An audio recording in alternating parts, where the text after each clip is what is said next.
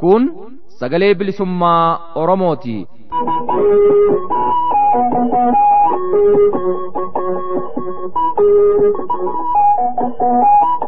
Sagaleen Bilisummaa Oromoo guyyoota kibxataa jimaata fi sanbata ganama sa'aatii 6 walakkaa hanga 7tti galgalammoo sa'aatii 6 hanga 6 walakkaatti akkasumas guyyaa roobii ganama sa'aatii 7 walakkaa hanga 8tti galgalammoo sa'aatii 7 hanga 7 walakkaatti dambalii gabaabaa kiilooherzii 1775 irratti yookaan dambalii giddugaleessaa 837 irratti akkasumas dambalii gabaabaa meetir baandii 19 kiilooherzii 15420 irratti jimaata fi dilbata galgala sa'aatii 8 hanga 8 walakkaatti afaan Oromootiin roobii ammoo galgala sa'aatii 8 hanga sa'aatii 9tti afaan Oromoo fi afaan Amaaratiin wal duraa duubaan qophii dabarsuu amma eegala. Kun Sagalee Bilisummaa Oromooti.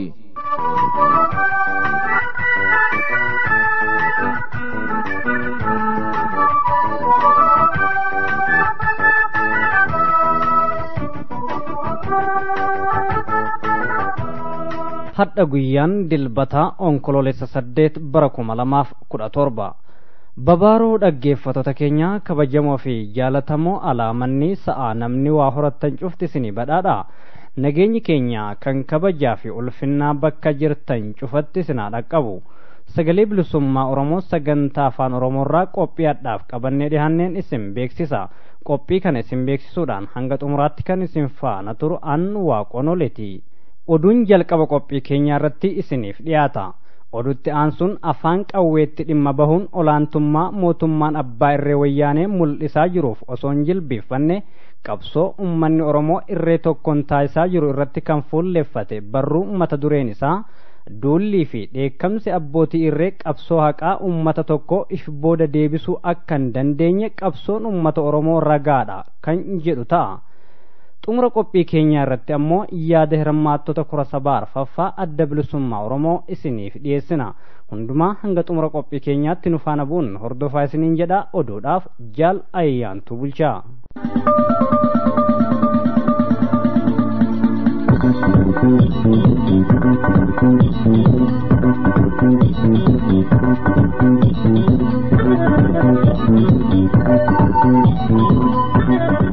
Irra deebi'uudhaan ashama akkam jirtu dhaggeeffattoota keenya kabajamoo fi jaallatamoo Sagalee Bilisummaa Oromoo sagantaa afaan Oromoo irraa oduu har'aaf qabnu qabannee dhiyaanneerra. Oduu har'aa isinii dubbisuudhaan kan isin faana turu an ayyaantuu bulchaati. Magaalaa Finfinnee keessatti qabeenya diinota ilmaan Oromoo irratti tarkaanfiin fudhatame. Gartuun tarkaanfii tibbana magaalaa Finfinnee kiiloo 6 hurufa boombii cinatti kan argamu qabeenya giroozerii warquu gabra Igziyaabeer jedhamu ta'e irratti tarkaanfii fudhatuun daaressuu oduun nu dhaqqabee ifa godha. Namni kun mootummaa wayyaanee waliin ta'uun miidhaan adda addaa akka ilmaan Oromoo irra ga'uuf hojjechaa kan ture ta'uun ibsameera. Qabeenya warquu gabra Igziyaabeer dabalatee manneen nagadaa fakkaattota isaa ta'an 5 irratti tarkaanfiin fudhatamuu kan addeessu oduun kun walumaa galatti qabeenyi miliyoona hedduutti shallagamu barbadeeffamuu ifa godha. Tarkaanfiin kun kan fudhatame halkan keessaa hoggaa ta'u wayyaaneen konkolaataa abidda dhaamsu 5 ol itti bobbaastee dhaamsuuf yaalaa akka bultees ibsameera. Bulchitoonni lukkee wayyaanee godina Horroo Guduruu ambulaansii bitaa jechuun uummata rakkisaa jiran. Osoo uummanni beelaa fi rakkinoota hawaasummaan dhiphuu guddaa keessa jiru dabballoonni dhaaba ergamtuu wayyaanee maqaa bulchiinsa godina Horroo Guduruu Wallaggaa ona Jimmaa Gannatirra jiran jiraattota magaalaa Haarotaatiin ambulaansii bitaa jechuun hawaasa naannoo doorsisaa jiraachuu oduun achii ba'u ni ibsa. Osuma ta'eeyyuu utuu uummanni keenya qe'ee fi qabeenya isaarraa kumaatamaan buqqa'ee rakkataa jiru ambulaansii fi maallaqa baasuu jechuun sirrii miti kan jedhan hojjetoonni naannichaa ammoo ammatti maallaqa kan baasuu qabnu ummata keenya buqqa'e kana damdamachiisuuf ta'uu qaba jechuun mormii qaban argisiisaniiru. Mootummaa wayyaanee qe'ee fi qabeenya Oromoo irratti weerara liyyuu haayilii Somaaleen geggeessaa jiru bulchiinsa naannichaa wal argee galateeffate. hoogganaa humna waraanaa wayyaanee TPLF kan bahaa Jeneraal Abrahaam Waldamaariyaamii fi bulchaan bulchiinsa naannoo Somaalee Abdii illee dhiyeenya kana magaalaa Godeetti qophii addaa qopheessuun wal arganii weerara liyyuu poolisiin lafa Oromoo irratti banuun lubbuu fi qabeenya Oromoo irraan balaa guddaa qaqqabsiise walgalateeffachuun isaanii mul'ate. Weerara liyyuu haayilii Somaalee kan wayyaaneen bobbaafamu kanaan Oromoonni hedduun yeroo ajjeefaman 100,000 oliin ammoo qe'ee fi qabeenya isaanii irraa buqqaaniiru. Weerarri qe'ee fi qabeenya Oromoo irratti aggaamame kun hin dhaabbatin jiraachuu kan addeessan maddeen kanas kan mul'isu Abdiillee fi hoogganaa waraana wayyaanee bahaa Jeneraal Abrahaam Waldamaariyaam waltajjii addaa irratti wal arganii wal faarsuu fi wal galateeffachuu akka ta'e hubachiisu. Mootummaa wayyaanee TPLF karaa dhiyaa Oromiyaa irraanis weerara biraa uummata Oromoo irratti qindeessaa jiraachuu kan yaadachiisan maddeen walumaa galatti uummanni Oromoo addatti dargaggoonni qeerroon Oromoo yeroo hundaa dammaqinaan sossoo'uu fi weerara alagaa kamuu ofirraa qolachuuf qophii ta'uu akka qaban hubachiisu. Oduu xumuraatiin magaalaa Hargeysaa keessatti daa'imman Oromoo 3 ibiddaan gubachuu maddeen oduu naannoo sanii ifa godhu. Akka maddeen oduu Sagalee Bilisummaa Oromoo gabaasanitti tibbana Somaaleelaandii magaalaa Hargeysaa ganda Sheedaa jedhamtu keessatti daa'imman Oromoo 3 ibiddaan gubatanii argamaniiru. Daa'imman Hargeysaa keessatti ibiddaan gubatan kun kan baqataa Oromoo obbo Ahmad Suleeman Muusaa fi aadde Muftaa Hadam jedhamu ta'uun oduun kun ni hubachiisa. Gubachuu daa'imman Oromoo kanaaf sababaan weerara liyyuu haayiliin Somaalii uummata Oromoo irratti banee jiru irraa wal dhabbii deemaa jiruun kan walitti hidhatu ta'uu akka hin oolles maddeen keenya kunniin eeraniiru. Weerara liyyuu haayiliin Somaalee wayyaaneen ajajamu uummata Oromoo irratti karaa bahaa, kibba bahaa fi kibbaan banee jiruun wal qabatee ilmaan Oromoo hedduun du'uu fi bulchiinsa naannoo Somaalee fi Somaaleelaandii irraa kumoota baay'een qabeenya isaanii saamamanii ari'atamaniiru. Egaan dhaggeeffattoota keenya kabajamoo fi jaallatamoo oduun har'aaf qabannee dhiyaanne asirratti xumuramee jira. Qophiilee keenyaafan waliin turtii gaarii.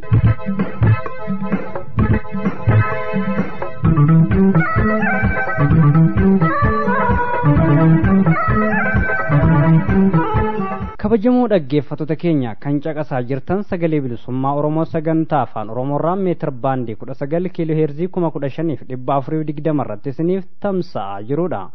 Qophiin keenya oduu isin dhageessisuun eegale ammallee akkuma itti fufetti jira.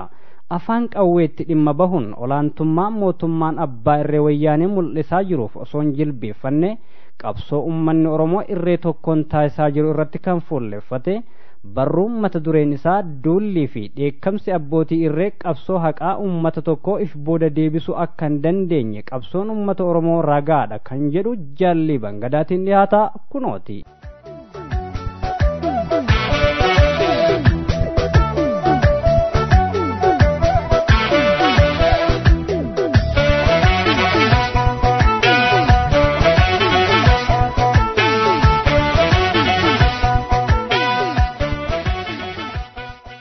Duulli fi dheekkamsi abbootii irree qabsoo haqaa uummata tokkoo of booda deebisuu akka hin dandeenye qabsoon uummata Oromoo ragaadha.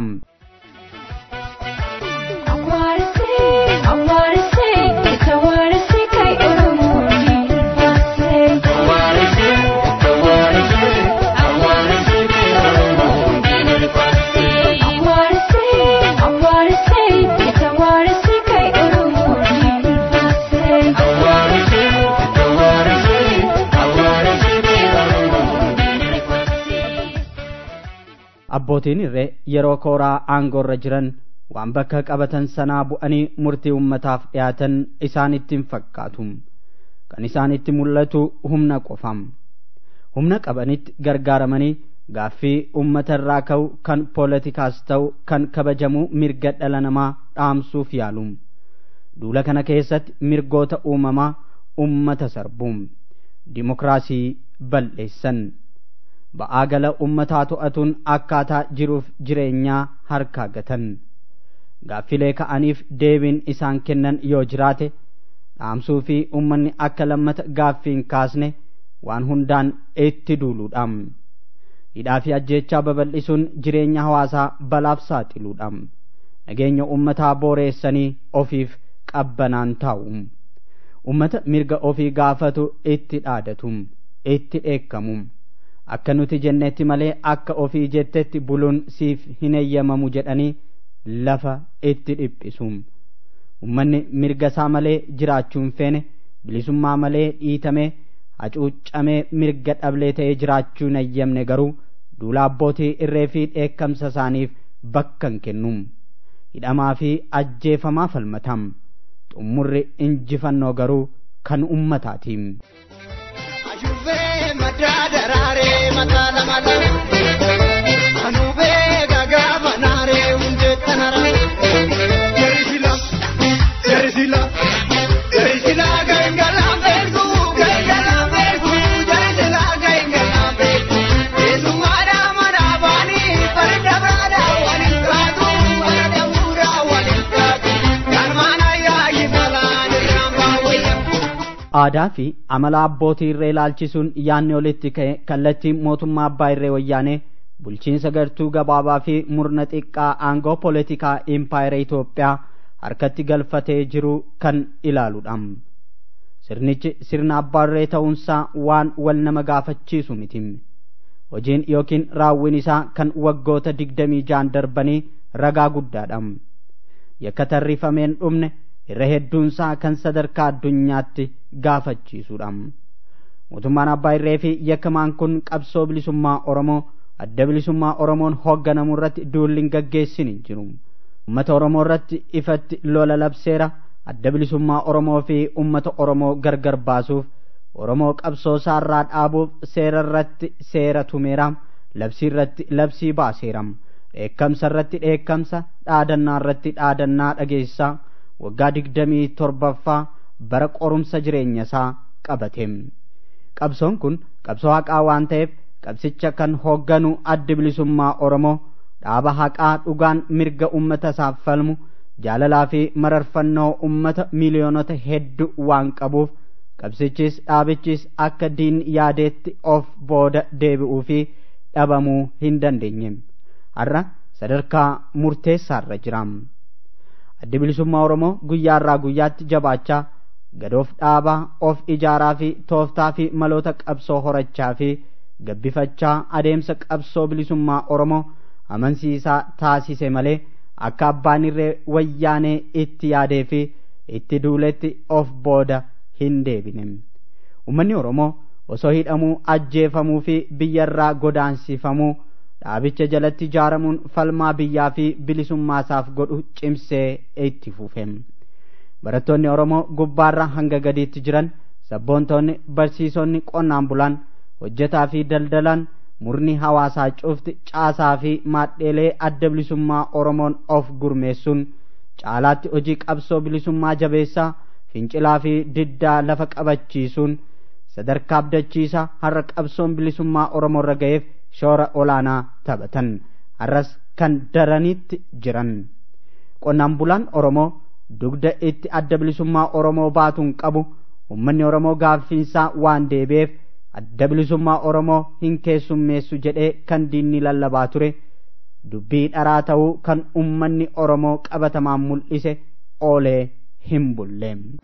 Nuyi kan barbaannu madummaadha malee walabummaadha malee bilisummaadha malee hin feenu garbummaa hayyuun nu waa bulchuugu yookaan ganda keessa waa meeqa odeessa waa maal nu buusa inni nurraa kaasa inni nurraa kaasa inni nurraa kaasa.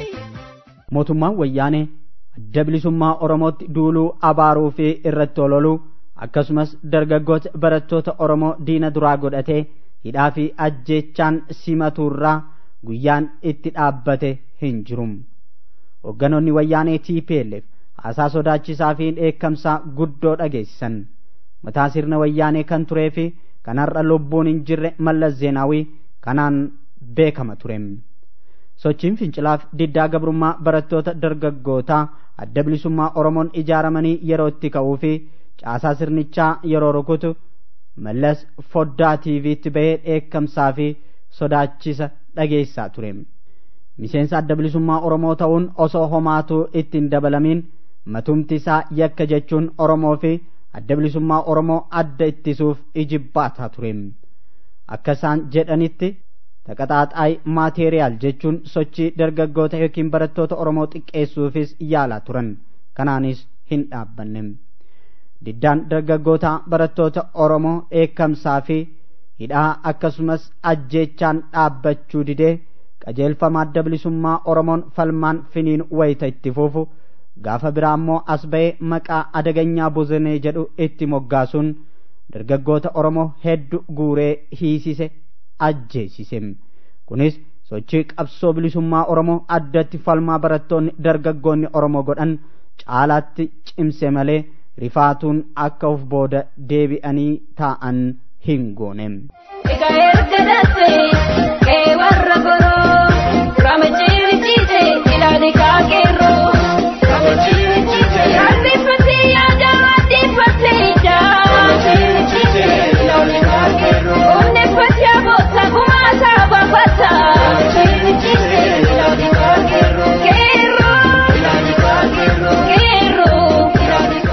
Wayyaaneen akka duula gaggeessee fi olola oofeen dheekkamsa dhageesseen qabsoon bilisummaa Oromoo adda bilisummaa Oromoon durfamu silaa har'an jiru. Barattooti dargaggooti Oromoo dhaabicha jalatti ijaaramuun fincila diddaa gabrummaa kan har'a fincila xumura gabrummaatti ol guddate hin gaggeessan ture. Haa ta'u garuu kun hundi hin taane. Har'a abbaan irree wayyaanee hiddi sirna cunqursaasaa cicciramee guyyaa kufaatiisaa eeggataa jira. Adda bilisummaa Oromoo fi qabsoon bilisummaa Oromoo ammoo daran kan yeroo kamii caalaatti jabaatam dagaagaa uummata Oromoo rarraga bilisummaan gahanii jiran. Dargaggoonni barattoonni adda bilisummaa Oromoon qajeelfamanii fincila diddaa gabrummaa belbelchaa turan har'a dhaabichaan kan hoogganamu jaarmiyaa dargaggootaa qeerroo bilisummaa Oromoon ijaaramanii qabsoo sabichaa keessatti urjii ta'uun uummata isaaniif wabii bilisummaa ta'anii jiran. Dargaggoonni ijaaraman kun ummaticha daran warraaqsa bilisummaaf kakaasuun aangawoota wayyaanee Oromootti dheekkamuu fi sodaachisuu adeeffatan warra likkinnaas gabbaachoo allan bakkatti isin deebisna jedhanii dhaadatan bakkatti isaan galchuun eenyummaa isaanii itti mul'isaniiru. Har'a mootummaa wayyaaneef barri dhumatee guyyaan itti dukkanaa wayita jiru qabsoo bilisummaa Oromoo fi adda bilisummaa Oromoof ammoo ifatu fuula dura jira. Ifa caalutti ba'uuf qabsoon Oromoo sadarkaa olaanaatti tarkaanfataa jira. Bariin bilisummaa uummata Oromoo fagoo akka hin taanes sadarkaan dammaqiinsaa murannoo fi of kenniinsa uummatichaa kanaaf ragaa guddaadha. Dulli mootummaa abbaa irree wayyaanee karaa fedheen gaggeeffamu dheekkamsi bifa daddaan daddarbatamu har'a bakka tokkollee hin ga'u. Warraaqsi biyyaalessaa Oromiyaa fincilli xumura gabrummaa adda durummaa jaarmiyaa dargaggootaa qeerroo bilisummaa Oromoo adda bilisummaa Oromoon hoogganamuun gaggeeffamu falmaan guutuu Oromiyaa keessatti waraana bilisummaa Oromoo humna addaa waboo gartuu tarkaanfii fi humna ittisa uummata Oromoon godinoota Oromiyaa garaa garaa keessatti deemsifamaa jiru kufaatii mootummaa abbaa irree wayyaanee kan jarjarsaa jirudha.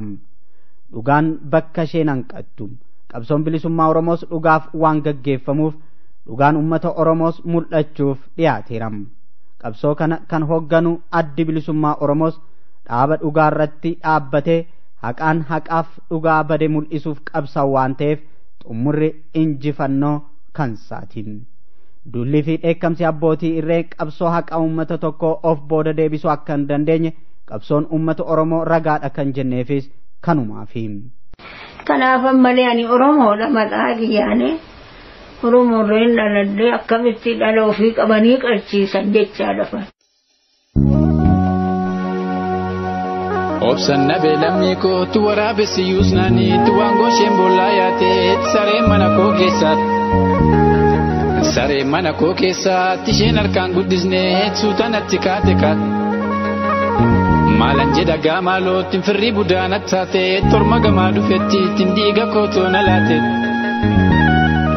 Dhiiga kootoona laateet kanarra fuuna dhorkee garaa koonna gubateet garaa koonna gubateet. Barmee kolii gajjoorreetti baasa goodaa cabneet goota lubbuudhaan namneet taayootas meeqa dhabneet. Hedduun keenya rukuttaan lafeen keenya kan cabeet lafeen keenya kan cabeet. Kan biyya ofii gurgureet dhiiga lammiisaa nyaateet hin dagaddu yoomilleet gocha gadeen nuun baateet. Barattoonni Oromoot lubbuun kan karaatti hafeet kanaaf sabni kuukamaa meeyoon boqotee rafeet. Mee maaltu nagaa qabaa tanaanis kanatu ba'a. Beekaan keenya milkoomne tayyuunis carraa dhabe. Dhiiguma kan keenya daatti inni tatee nu qabe. Lammii koo qeerransa koot gommanaaf raafuu taaneet eenyummaa keenya dhabneet kan ormaatti waamamneet dhalabbaan qabne taaneet. Dhaala Oromoo gabroomteet gaaffii mirgaa gaafatteet qawween hin deebisaniit qawween hin ajjeesaniit. Dhiira garaa kutatteet ijaarsummaan hin deebisuut biyya gaddisuuf maleet gadeen nu bulchuu maleet ofii nu bulchuu maleet.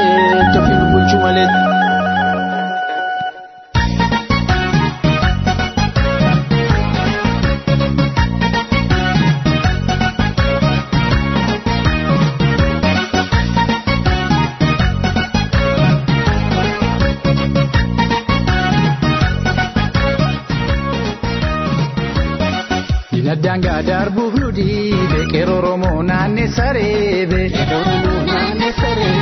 Dinadanga darbuuf nu dhiibe gosa Oromoo naannee sareebe. Dinadanga darbuuf nu dhiibe qeerroo Oromoo naannee sareebe. Dinadanga darbuuf nu dhiibe gosa Oromoo naannee sareebe.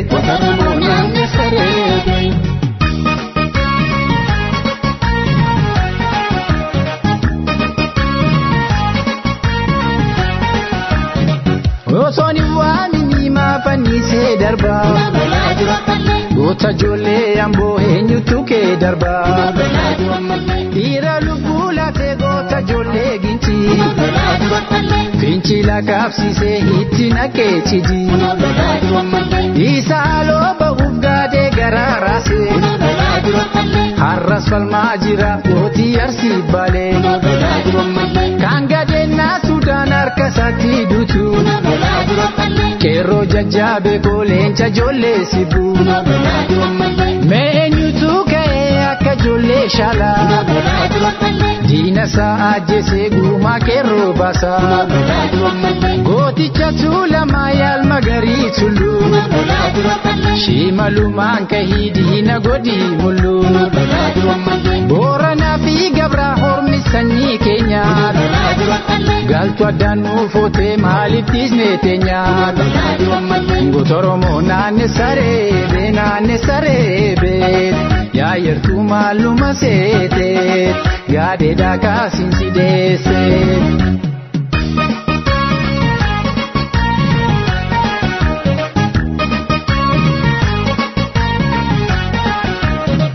Qeerransa waan laggaa yaagachanaa biyyaa. Falmiin keettaa fufuu maaloo sittaaniyaa. Guujiin gadaan bula hangaftuu raaga'aa. Siitunuuf dhaabbatee galtuu godhee daraa. Ilmaan arfaan kalloo shaanyii warraa gootaa. Maancaan sitti yaatee yaagadee kam gootaa. Wal faanaa kanuu qeerroo warraa jimmaa. Yoo nu tofdaa gannee maaltu nuuf nu dhimmaa. Waan baraa fi raayyaa walloo kamiiseerraa. Anis dhiigaa keetii jabaadhu siin jiraa. Ijoollee waan tumsaa guumaa gootaa baasaa. Sagaleen keessanuu ni caala raasaasaa.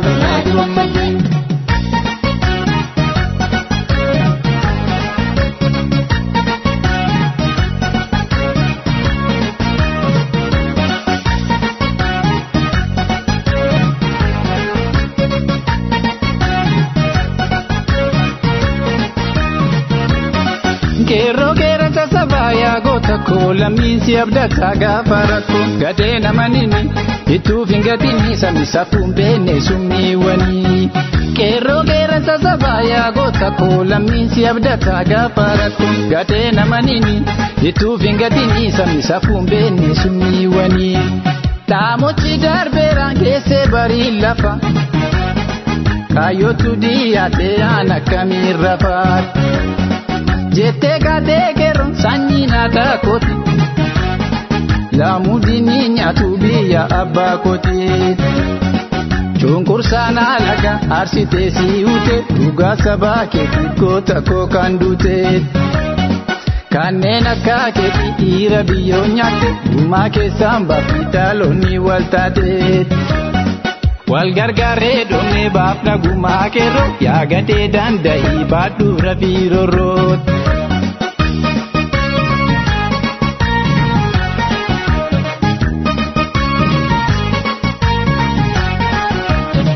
bara kormiko sangome karima senatti bulti bara kormiko sangome karima senatti bulti numaltana ya lamiko alaga lubutan bulti numaltana ya komoko alaga lubutan bulti ya lamiko of jabesi kayo male ibnunganti ya lamiko of jabesi kayo male ibnunganti ya lamiko of jabesi kayo male ibnunganti ya lamiko of jabesi kayo male ibnunganti kayo male ibnunganti kayo male ibnunganti kayo male ibnunganti kayo male ibnunganti.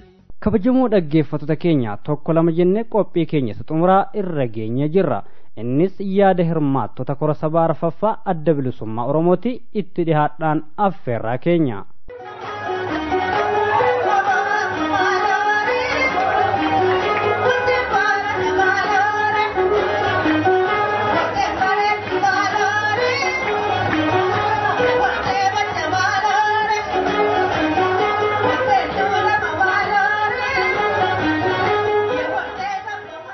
mee maqaa keessan guutuu naa ibsaa. Maqaa kiyya Abdullah Suleeti. Eessarraa kora kanarratti hirmaattan? Ameerikaa Atlaantaa Joorjiyaarraan asirratti hirmaadhe. Egaa kora kanarratti baniinsarraa eegalee hanga korri kun walakkaa ga'utti asuma waliin jirra. Kora kana hanga ammaatti haala jiru yoo laaltan maal fakkaata? Kora ammaa kana hanga ilaa ammatti wanni ilaalu kora milkiidha. Kora akkanaa kana tana durallee waa dhufeen beeku akka namni himuttee fi akaarraa waladda kani Oromoon tokkorraan hafin biyya mararraa miseensi walga'ee biyya lakkaa'een danda'uwwan bakka ilmi Oromoodhaa kan miseensa ta'ee jirurraa dhufanii jaalalaan hundi irratti hirmaatee oofutti jiru ammaan tana.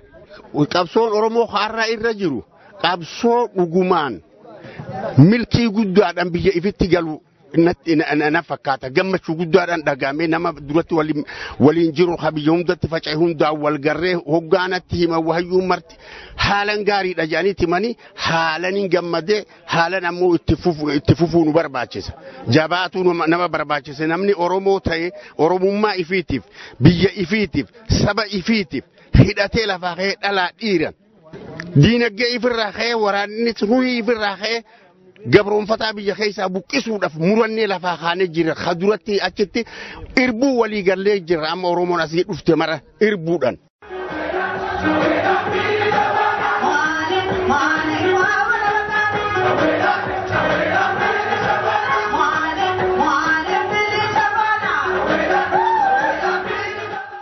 Guddisaa sabaa as kora afraffaa kora sabaa adda bilisummaa Oromoo irratti wal agarre baga nagaan dhufte.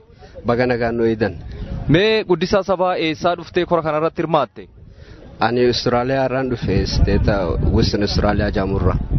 Tole achitti qoonni ati ba'aa turte maali? Miseensa dhaaba kanaati moo deeggaraadha moo hawaasa bakka buutee dhufte?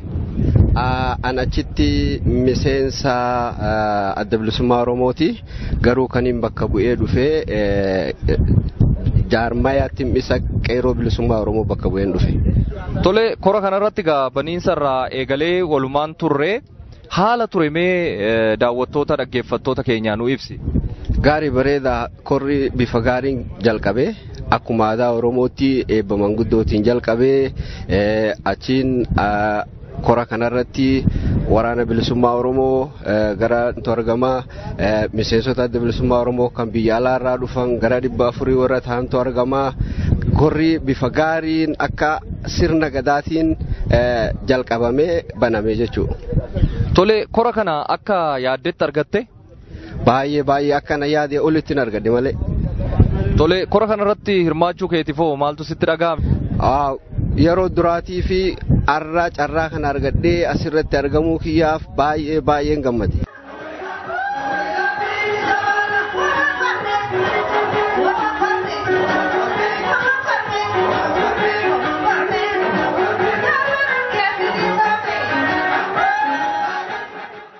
Maqaan koo Jiraa Ulfaataan jedhama. Hanin ani dhufee Awustiraaliyaa irraati Koonyaa Peerz bakka bu'een addanatti argame. Baay'ee galatoome egaa akkan ani ilaaletti ani asitti argamuu kootti baay'een gammada. Tokkoffaa namoonni tokkoon keenya hundumti keenya dirqama dhuunfaa unii qabnu maal ta'uun irra jira jennee addanatti argamne namoonni yoo xiqqaate namoonni 500 olitti asitti argamanii waa'ee egeree boruu biyya keenyaaf maal ta'uun akka ishee irra jiru akkam gochuun akka nurra jiru wajjin ba'uun hannurra jiru yookaan immoo lammatummaa walootiin walitti qabamnee hundumti keenya maal gochuun nurra jira jennee irratti adeemsa lammummaa keenya ba'uuf waan uni gochuun nurra jiru jenne addanatti walitti qabamne hundumti keenya marii gaariitiin yaada dhifaatiin yaada hundumtu walii galuutiin karoora tokko jalatti walitti qabamne waan kana dabarsuu keenyatti baay'een itti gammada baay'een itti boona namoonni keenya keessaatii hayyoonni meeqan isaanii irratti argamaniiru waraanonni meeqan isaanii irratti argamaniiru bakkee hundumaatti miseensonni keenya bakkee addunyaa kanarraati namni hin argamne hin jiru addunyaa kanarraa warri hafan hin jiranii jennee yaalla haamilee keenya yoo xiqqaate harka 100 keessaa 100 baay'ee nu jajjabeesseera humna nuu laateera achitti dabarsee tarkaanfiin addanatti dabarsaa jirruuf yookaan immoo irratti hirmaachaa jirru maal ta'uun irra jira maal goonaa yookaan immoo maaliin gadi baana isa jennu sana hunduma isaa walitti qabnee otoo nam tokko irratti iyyuu wanti tokko daangaan hin daangessamin mirgi hundumaaf laatamee jaalalaan fedhaan hawwii keenyaan gara fuulduraatti handhuni gochuun nurra jiru hunduma keenya irratti hirmaanneerraa irratti dubbanneerraa gara fuulduraattis immoo deemmitiin keenya maal fakkaata akeekni aaba kanaan maal ta'uun irra jira jennus hawwii keenyaaf filannoo mataa keenyaatiin jaalala keenyaatiin filanneerraa kana yoggaan kana arginu baay'ee na boonsisaa akka Oromoo tokkootti akka nam tokkootti asitti argame carraa kana argachuu koof baay'een boonaa kanaaf walumatti qabaa dubbiin kun yoggaa ilaallu kunoo namoota meeqan isaanii wajjin akka wal barrus nu gochisiiseera akka walirratti abdannu nu gochisiiseera humna gaarii akka qabaannu nu gochisiiseera woboon addana jiru yoo xiqqaate baay'inni isaanii amma uni tilmaamneeti olitti addanatti argamuu isaanii fi boruu egereef gochuu isaan gochaa jiranii har'a nu duukaa ta'anii nu jajjabeessanii waan jiru hundumaaf nu qindeessuu isaaniitti galatoomaa baay'ee isinitti boonnaa baay'ee isin kabajan jedha waan kana egaa baay'ee galatooma.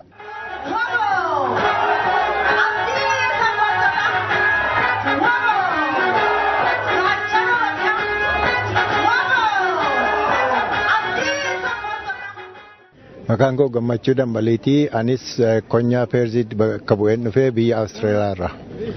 Hayyee baay'ee galatoomee dhugaadhumatti akkuma jaalawwan adda addaa jedhanitti kun sagantaa olaanaatti yoo kan darbirraa muuxannoon qaburraa kora sadaffaarraa arfaffaanii harka dhibbaa olitti ol ka'ee jabeenyaan qindoomaan waan illeen baay'ee wayyaa'ee haala nama gammachiisu irratti irra aanneerra jechuudha hin danda'ama.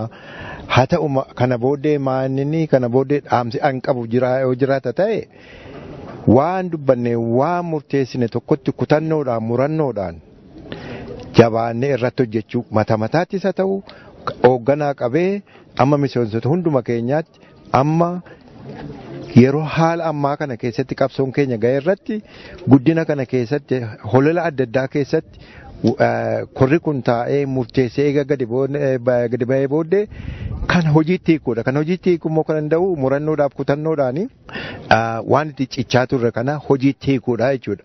Kun immoo sagantaa ba'uu fi waan amma hoogganooti filataman kun nutti kennanii hojii irratti hiikaa irratti murannoodhaan kutannoodhaani itti fufuudhaan jedha. akkasuma kana hawaasi keenya iddoo adda addaa jiranii gurraan nu dhaggeeffataa maaltu gadi nutti ba'aa jiran kan jedhaa nu eegaa jiranii hawwii isaanii akkaataan itti guutuu irratti yaadaan gadi fageessine ilaalle waan hojiitti amma hiikuu dandeenyu waan abdii Oromoodhaaf kennu gara bilisummaatti dafee nu geessu irratti hojii keenya murannoodhaan kutannoodhaan itti fufuudha jedha kanuma dhaamsi koo dhugaatti.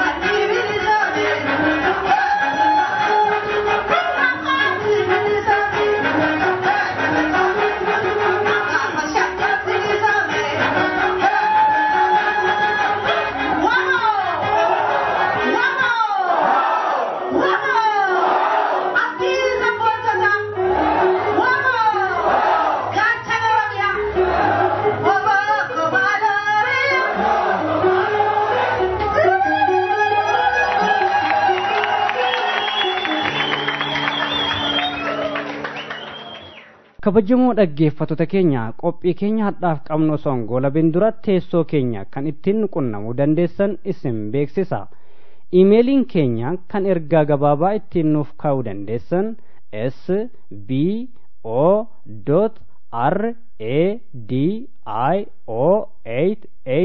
sbo.radio88@gmail.com irran deebi'aa. Iimeeliin keenya kan ergaa gabaabaa ittiin nuuf kaa'uu dandeessan sabao.radio88@gmail.com. Facebook peejiin keenya yookaan fuulli feesbuukii keenya akka afaan oromootti sagalee bilisummaa oromoo jechuun barbaaddanii yoo laayikootan odeessa sagalee bilisummaa oromoo irraa darbu hundumaa argachuu dandeessu. Kabajamoo dhaggeeffattoota keenya gumaachi yaada keessanii jajjabina sagalee bilisummaa oromootiif qooda olaanaa qaba waan ta'eef hirmaannaan keessan itti fufuu isiniin jenna. Egaan dhaggeeffattoota keenya kabajamoo fi jaalatamoo sagalee bilisummaa oromoo sagantaa afaan oromoorraa qophiinaadhaaf qabannee dhiyaanne kanumaan goolabamee jira. Sagantaa itti aanuun qophii wal fakkaatu biraatiin hanga walitti deebinutti nagaa fi fayyaa keessanuuf jiraadha. Injifannoo uummata oromoof.